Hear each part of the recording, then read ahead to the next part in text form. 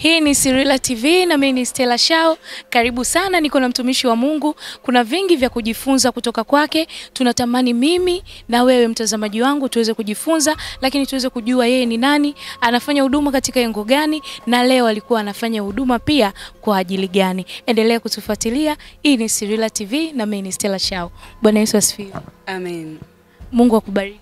Amen. Kazi yako tumeiona, lakini pia mimi na mtazamaji wangu tunatamani kujua mtumishi wa Mungu, majina yako matatu, lakini una huduma yako ikoje kwa ujumla? Amen. Majina yangu ninaitwa Judith Minja. Nimeokoka na mpenda Yesu. Ninatokea pale kanisa la Kiinjili la Kilutheri, usharika ule wa Tabata, mtaa ule wa Machimbo.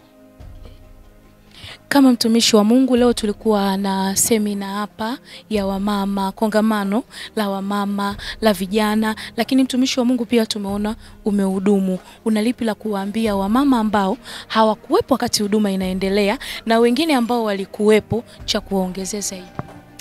Amen. Natamani sana na moyo wangu natamani sana wanawake tuamke, tukae kwenye nafasi zetu. Zile nafasi ambazo Mungu alitukusudia kama walinzi. Sisi tunasema wanawake ni jeshi kubwa. Na jeshi kubwa lazima tufanye kazi kubwa. Sisi ni mahakimu wa kuhukumu uovu kwa damu ya Yesu Kristo. Sisi ndio tunatakiwa tukae kwenye zamu, tukatae uovu, tumpinge shetani kwa nguvu zetu zote. Tusilale usingizi, saa ya kuamka usingizini imetimia. Mwanamke, amka tupambane. Dunia haiko salama tena. Dunia si salama tena. Dunia si salama tena. Si kwa mwanamke wala mwanaume. Lakini Mungu akasema kwenye Yeremia kwamba nimeumba jambo jipya duniani. Mwanamke atamlinda mwanaume. Sio mwanaume tu. Mwanamke ndiye mlinzi. Mlinzi kwa namna gani? Kwa namna ya maombi.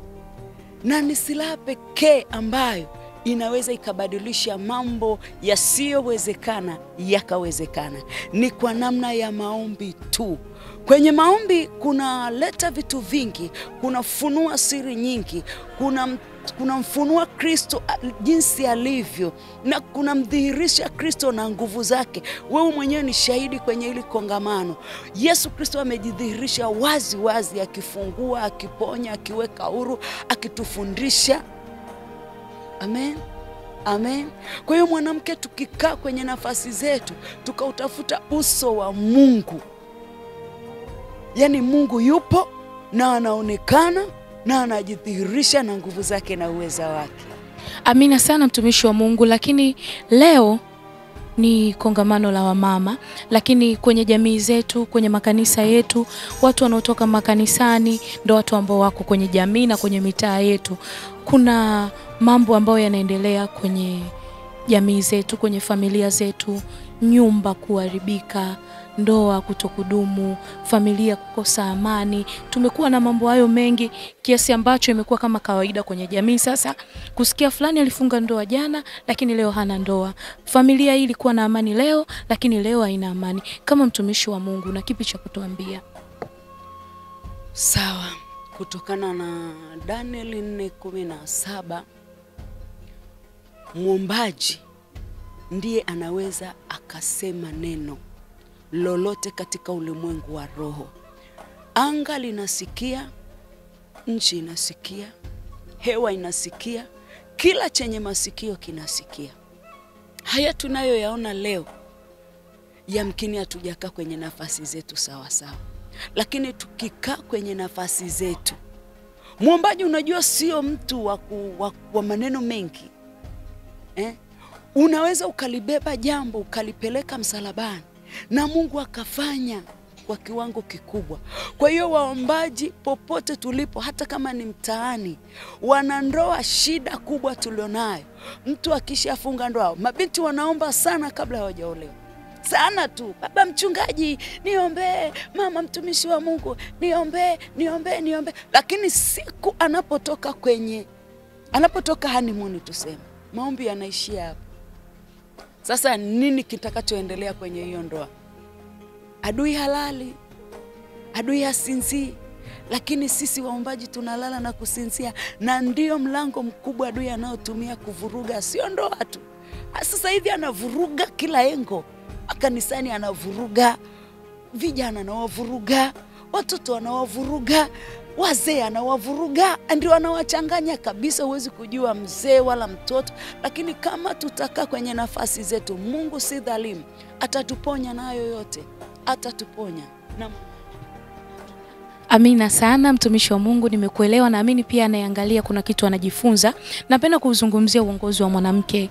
Rais wa nchi yetu ya Tanzania ni mwanamke, lakini Mungu ametupa kibali, wanawake wameibuka katika sehemu tofauti tofauti, hata kwenye sehemu za dini. Leo niko na wewe tunazungumza. Kipindi cha nyuma nafikiri ilikuwa ngumu kukuta mwanamke ameachiwa madhabahu, yani mtumishi kama ni baba, labda askofu, kumuamini mwanamke na kumwachia madhabahu, kuamini kwamba anaweza kufanya kila kitu. Mwanzoni ilikuwa ngumu sana, lakini sasa hivi tunaona wanawake wa mama mmesimama kwenye madhabahu, mmesimama kwenye nchi, mmesimama sehemu mbalimbali. Unauzungumziaje uongozi wa mwanamke kwa mtu ambaye bado auamini, aamini mwanamke kwenye siasa, aamini mwanamke kwenye madhabahu? Unapozungumzia mwanamke na uongozi, labda niseme kuna namna mbili. Anaongozaje? Anaweza kawa anaongoza, lakini anaongozaje? Anaongozaje? Maarifa ya kuongoza anayapata wapi? Ni nani kiongozi wake? Ana maono juu ya anachokiongoza?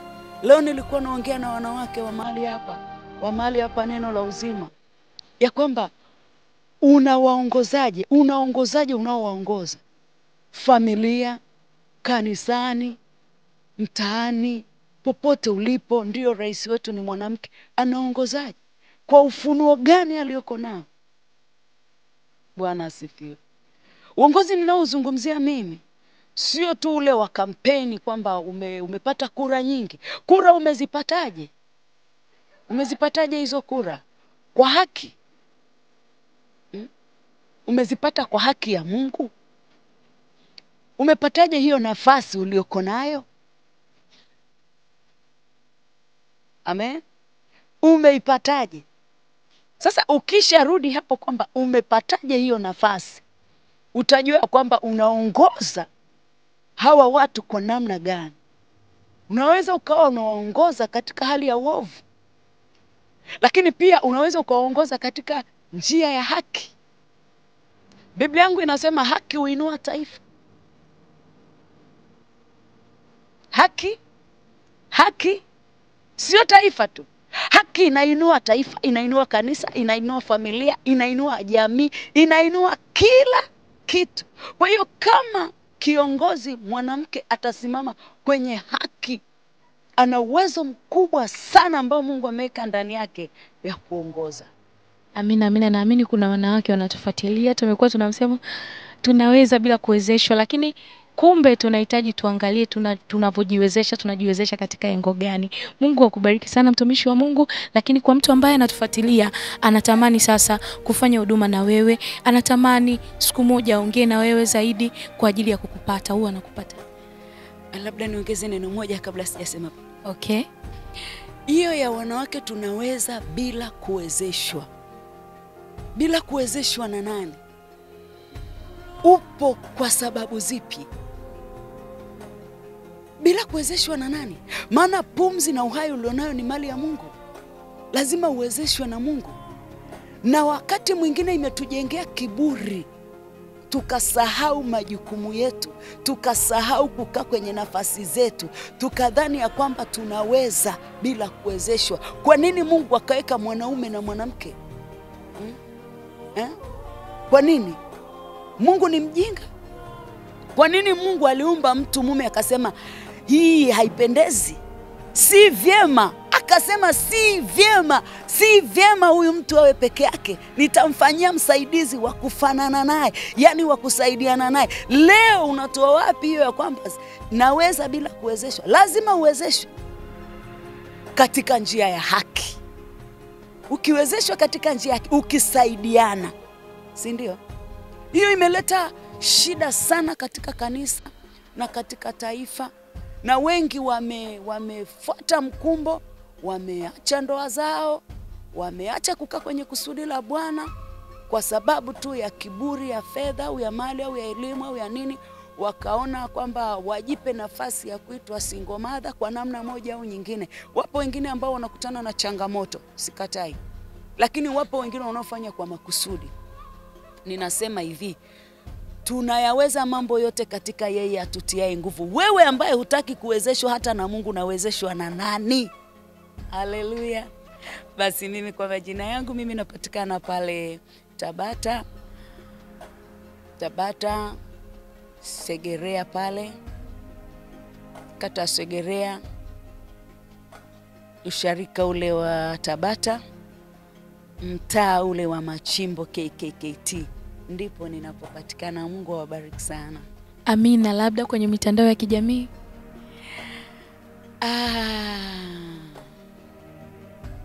Au namba za simu? Namba zangu za simu ni 0655 683863. 0655 683863. Mungu akubariki sana mtumishi wa Mungu. Bado tunataka upako wako. Mungu aendelee kukutia nguvu. Amen, amen. Mungu awabariki sana. Amina, amina. Mtazamaji unayetuangalia, ulikuwa na mimi Stella Shao pamoja na mtumishi wa Mungu kwa kuletea mambo mbalimbali ambayo yanatujenga kimwili na kiroho pia. Endelea kutufuatilia. Hii ni Sirila TV. Karibu.